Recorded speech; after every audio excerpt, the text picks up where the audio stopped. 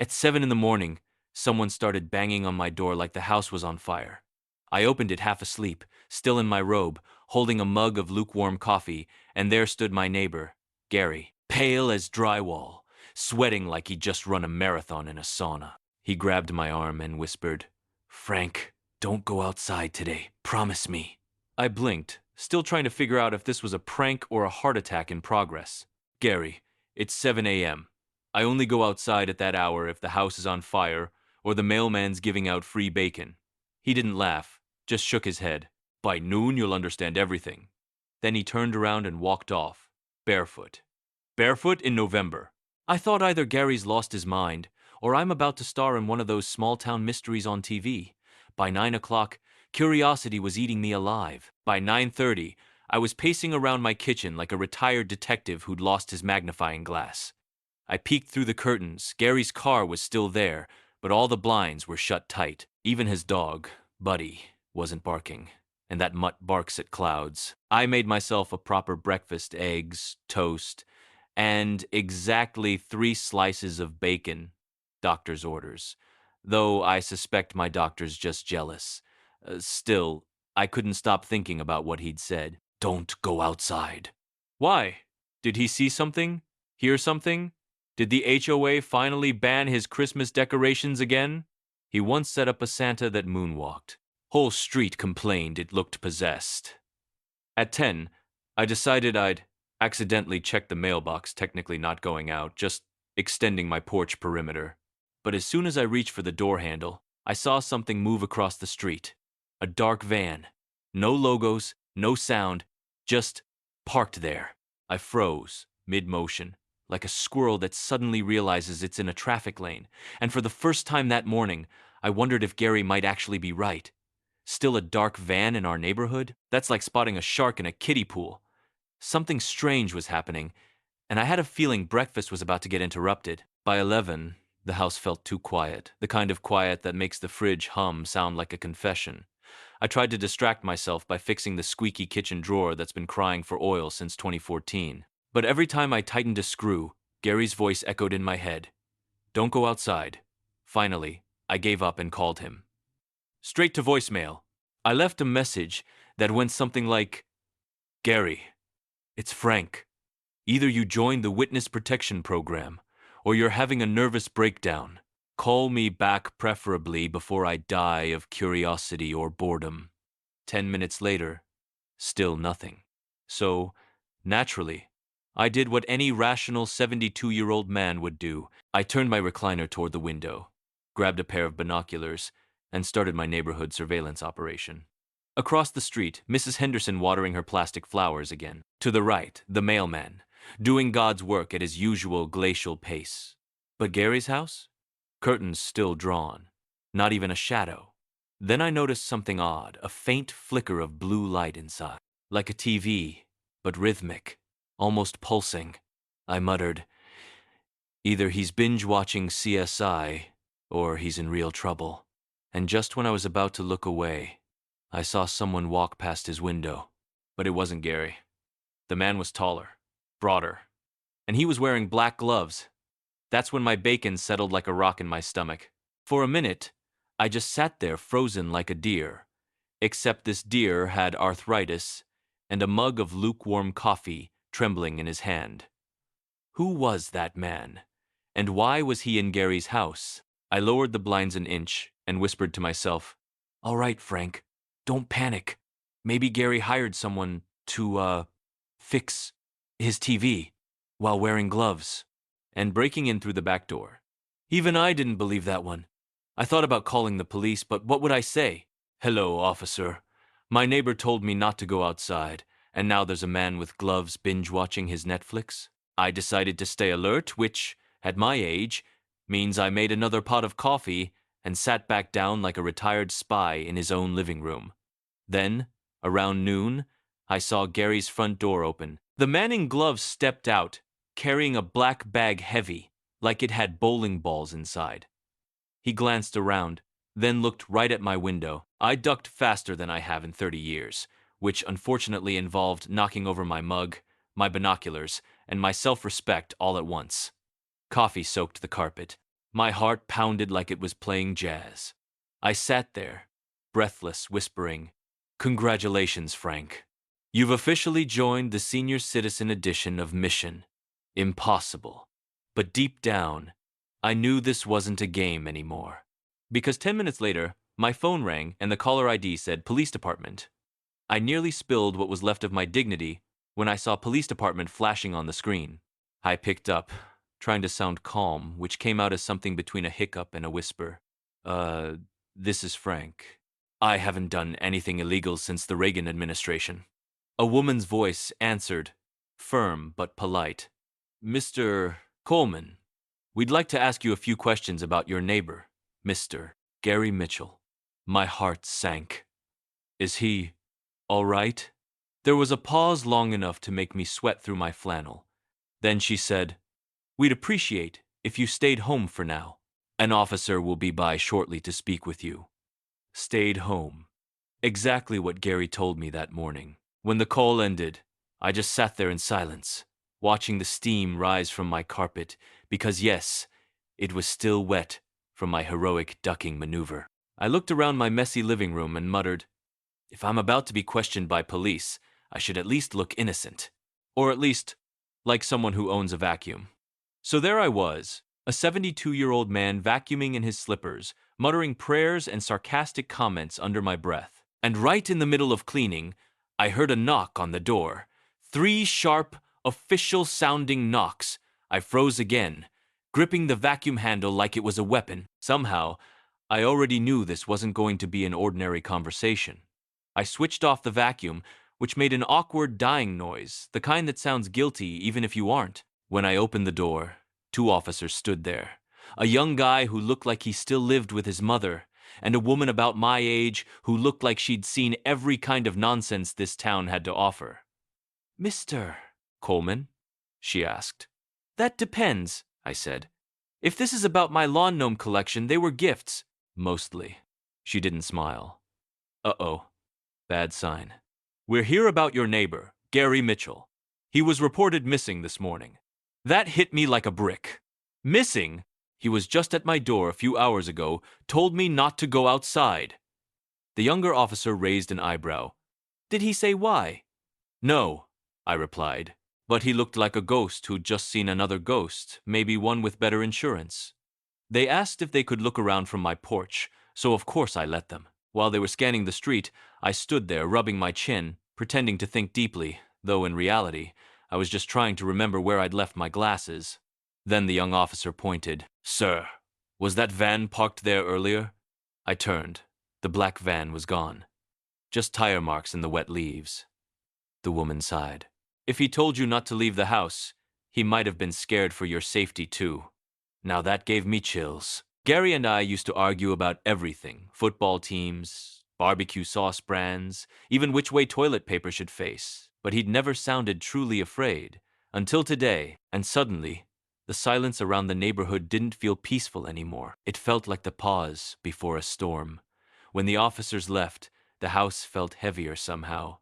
The air itself seemed to lean on my shoulders. I sat down at the kitchen table, staring at the half-eaten toast I'd forgotten hours ago. It looked like something from a crime scene, too dry, lifeless, suspicious. I kept replaying the morning in my head, Gary's pale face, his trembling hands, that strange bag carried out by the man in gloves. Then my phone buzzed again. Unknown number. I hesitated but answered. "Mr. Coleman?" A man's voice, deep, smooth, official. "This is Detective Harris. I understand you spoke with our officers. We found Mr. Mitchell's vehicle near the old quarry. His phone was inside. No sign of him." My throat went dry. "The quarry? That's 5 miles away. Gary can't even walk his dog without complaining his knees sound like popcorn." Harris continued. "We're treating this as suspicious. If you recall anything unusual, anything at all, call me directly." I hung up, leaned back, and muttered, "Anything unusual? How about the fact that my neighbor told me to hide before vanishing like a magician on tax day?" To calm down, I turned on the TV. The local news anchor was smiling that weird, "We know something bad happened, but we're paid to look cheerful" smile. And there it was. Breaking news: police investigating missing local man. Gary Mitchell. I nearly dropped my remote. My living room, my house flashed on the screen behind her. Apparently, I was now a key witness. Well, fantastic. At 72, I'd finally made it on TV. Just not for my cooking show idea. The next morning, I woke up to the sound of my landline ringing. Yes, landline. Don't judge me. It's reliable, unlike my ex-son-in-law. Mr. Coleman, this is Detective Harris again, the voice said, sharper this time. We're doing a search in your area today. Please remain available. Detective, I said, rubbing my eyes. If this goes on any longer, I'll start charging rent to the police department. He didn't laugh. None of them ever do. Tough crowd. After I hung up, I looked out the window, police cars, flashing lights, and more people in reflective vests than I'd ever seen outside of a marathon. My quiet little street looked like an episode of CSI. Retirement Village. I brewed coffee strong enough to wake the dead and sat at the table, thinking, Gary wasn't the kind of man who disappeared. He was loud, stubborn, and allergic to subtlety.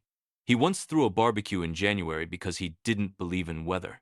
So what could scare a man like that? Just as I was asking myself that question, my doorbell rang again. Only this time, it wasn't a frantic knock. It was slow, calm, almost polite. I opened the door, and there stood a man in a gray suit, holding a leather briefcase and wearing a smile so fake it deserved its own zip code.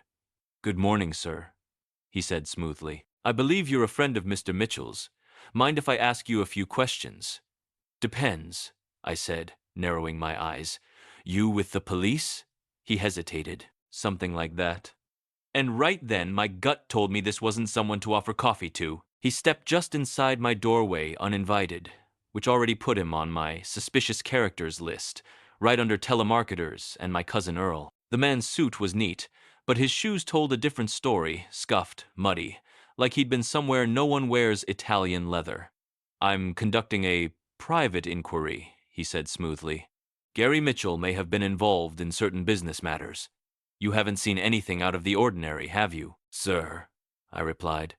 The most out of the ordinary thing I've seen this week is you showing up without a badge. He chuckled, like someone who laughs only to show they still have teeth. We just want to make sure Mr. Mitchell's affairs are handled properly. I leaned against the doorframe. Listen, if Gary owed you money, you're about to be very disappointed. The man still owes me for the lawnmower he borrowed in 2019. The fake smile faltered. He reached into his coat, and my stomach dropped, but he only pulled out a business card. No name, just a phone number and 3 initials. R.D.K. Call me if you remember anything, he said, sliding it onto my hallway table before walking off. When he reached the end of my driveway, I muttered, well, that was subtle. Maybe next time he'll just skywrite. I'm not suspicious over the neighborhood. But when I looked down at the card again, I noticed something else. Faint smudges of blue ink on the edge. The same flickering blue light I'd seen in Gary's window the day before. And for the first time I realized, whatever Gary had gotten himself into, I was now standing on the same chessboard. That little card sat on my table like a live grenade, only quieter and somehow ruder. I stared at it for a while, wondering if RDK stood for really dangerous cook or random dude knocking. Either way, it didn't smell like anything good. To calm my nerves, I did what any sane man would, made myself a sandwich. Peanut butter, banana, and just a hint of existential dread. Halfway through the second bite, I noticed movement outside again, that same dark van, parked 2 houses down. No license plate this time. Just sitting there, engine off, like it was holding its breath. I muttered, well, there goes my appetite. Great. That sandwich was almost perfect. I closed the curtains, grabbed the card, and stuck it inside my old chess box, the one Gary and I used every Friday night. Funny thing, I hadn't touched that box in months. But when I opened it, there was already something inside that didn't belong. A small flash drive, taped under the lid. I froze. I'd never seen it before. My heart started thumping like it was trying to escape through my ribs. Did Gary put it there? When? I turned it over in my hand. No labels, no markings, just cold metal and 1,000 questions. And then, like clockwork, the phone rang again. Same number as before. Detective Harris. "Mr. Coleman," he said, his tone heavier now. "You might want to lock your doors." "Detective," I said slowly, staring at the flash drive. "I think my neighbor left me something." There was a long pause on the line, the kind that makes silence louder than words. Then he said, quietly, "Don't plug it in." I set the flash drive down like it was radioactive, which, knowing Gary's luck, wasn't entirely impossible. "Don't plug it in," the detective had said. Right. Easy for him to say. He probably had backup organs, but the curiosity, it buzzed in my head like a mosquito you can't swat. Gary must have hidden it for a reason. And if he trusted anyone, it was me, the man who once helped him fix his water heater with duct tape and prayer. So, naturally, I lasted about 6 minutes before I cracked. I closed the blinds, booted up my old laptop, the one that sounds like a lawnmower when it starts, and took a deep breath. "All right, Frank," I muttered. "If you blow up, at least you'll go viral for something." I plugged it in. The screen flickered. Then a single folder appeared, titled, "For Frank if you're seeing this." My heart stopped. He knew. I opened it. Inside there was just one video file. I clicked it, and there was Gary sitting in his living room, eyes tired, voice trembling. "Frank, if you're watching this, I didn't make it out," he began. "They found out about the footage. The van, they've been watching me for days." My breath caught. He looked terrified, not like the Gary who argued about barbecue, but like a man who'd seen something he shouldn't have. He leaned closer to the camera. "I hid copies. One in my garage, one at the quarry, and one with you." Then his voice dropped to a whisper. "They're not who they say they are, Frank. Don't trust." The video cut to static. And suddenly, I realized something chilling. That knock on my door earlier, it hadn't been the police. I sat frozen, staring at the screen as the static hissed, filling my living room with the sound of my own heartbeat. Outside, a branch tapped against the window. Just a branch, but it might as well have been Death himself politely asking if I was home. I shut the laptop and whispered, "All right, Gary. Whatever you drag me into, I hope it comes with an instruction manual." Then I heard it. A car door shutting, right outside. I peeked through the curtain. The van was back. Same one. Only this time, the driver's door was open, and someone was standing beside it, facing my house. I ducked down, nearly pulling a hamstring in the process, and crawled to the phone. "Detective Harris," I hissed into the receiver. "If you don't get here soon, there's going to be a 72-year-old man doing his last push-up under a kitchen table." He told me, "Stay where you are, we're on our way." "Trust me," I said. "I'm not auditioning for any marathons today." The next few minutes felt like hours. I could see the man's shadow moving near my porch, slow, deliberate, like he knew I was watching. Then came a knock. Gentle. Too gentle. I froze, clutching the phone like a weapon. He waited. Then slipped something under my door. When the police finally arrived, the van was gone again. Just vanished. But the envelope he left behind was still there. Inside, only one thing, a photo. Gary and me, sitting on his porch last summer, laughing with beers in our hands. And across the back, written in blue ink, "We're not done yet." I don't remember sitting down, I just remember the room spinning. And for the first time in years, I felt old. Truly old. Not because of my knees, but because I suddenly realized someone out there remembered me better than I remembered them. That night, I couldn't sleep. Every sound made me jump, the fridge humming, the clock ticking. Even my own heartbeat felt suspicious. I sat in my recliner, wrapped in an old blanket that smelled faintly of nostalgia and arthritis cream, staring at that photo on the coffee table. Gary and I, two old fools who thought the world couldn't surprise us anymore. Turns out, it still had a few tricks left. I kept thinking about that blue ink, the way it shimmered under the lamp. The same color I'd seen flickering through his window. Coincidence? At 72, I don't believe in those anymore. By 2 a.m., I decided if I was going to die of fear, I might as well die doing something brave or stupid, which in my case is a very fine line. So I grabbed my flashlight, my cane, for style and safety, and the old trench coat I used to wear when I wanted to look mysterious at the diner. Then I shuffled across the street to Gary's house. The police tape was still there. I tore a little piece aside and muttered, "Sorry, boys, but Frank Coleman's had enough waiting." Inside, the place smelled like dust and silence. But the TV was still on, frozen on a single blue frame. I crept closer and saw a message burned faintly across the screen. "Look behind the clock." Now, at my age, bending over isn't a hobby, it's a calculated risk. But I did it anyway. Behind the old wall clock, taped to the drywall, was another flash drive. Only this one had my name written on it. And right then, for the first time in days, I didn't feel scared. I felt chosen. Like Gary had trusted me with something even he couldn't finish. But then the clock ticked once loud, sharp even though it wasn't running.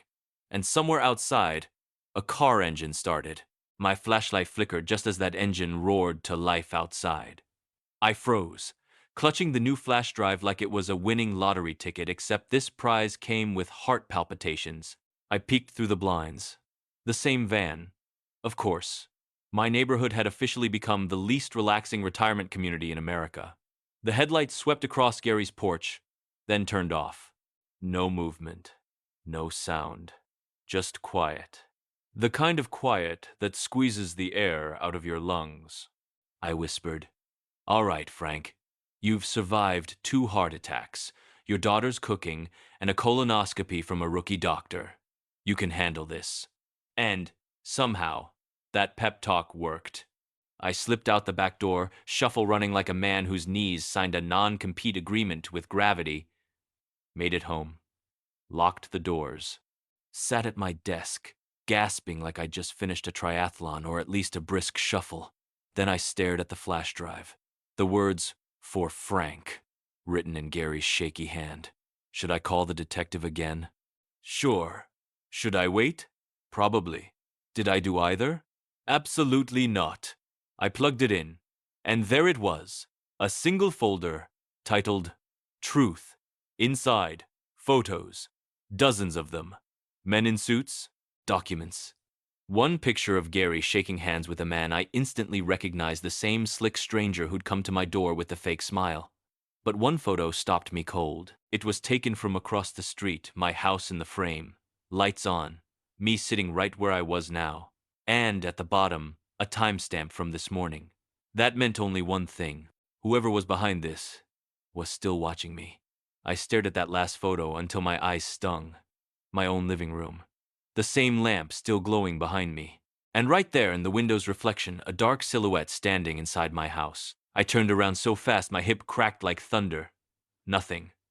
Just shadows and silence. "All right," I muttered, voice shaking. "If there's a ghost in here, at least make yourself useful and pay the electric bill." But then a sound, a faint click from the hallway. The sound of my front door unlocking. I grabbed the nearest thing that could pass for a weapon, the vacuum cleaner. Let me tell you, nothing says danger like an old man in pajamas holding a Hoover. The door creaked open, and there he was, Gary, alive, pale, thinner, beard grown out, eyes wild but alive. I dropped the vacuum. You're supposed to be dead!" He stepped in, shut the door behind him. "I know, Frank, and if we both want to stay that way, you didn't see me." He looked straight at me, trembling. "They found out I sent you the files. That second drive, destroy it. Don't let anyone see what's inside." I stared, heart pounding. "Gary, what is this? Who are they?" He smiled, tired, almost peaceful. "The kind of people who smile for cameras and never show up in mirrors." Before I could answer, headlights flared outside again. He froze. "They found me," he whispered, then shoved a small folded paper into my palm. "If anything happens, tell them truth is heavier than fear." Then he slipped out the back door, into the dark. The next morning, the police knocked again. No sign of Gary. No van. Just the faint smell of gasoline near the woods. I didn't mention the flash drives, or the note in my hand. I just smiled and said, "Haven't seen a thing, officer. Not a thing." That night, I finally opened the note. It had only one line, written in that same blue ink. Checkmate isn't the end, Frank. It's just when the other player realizes you've been watching all along. And as I looked out my window, across the quiet street, Gary's porch light flickered once, then twice, then went out for good. Have you ever lost a friend who left without saying goodbye? Tell me where you're from and what this story made you feel. I read your comments every night before writing the next one.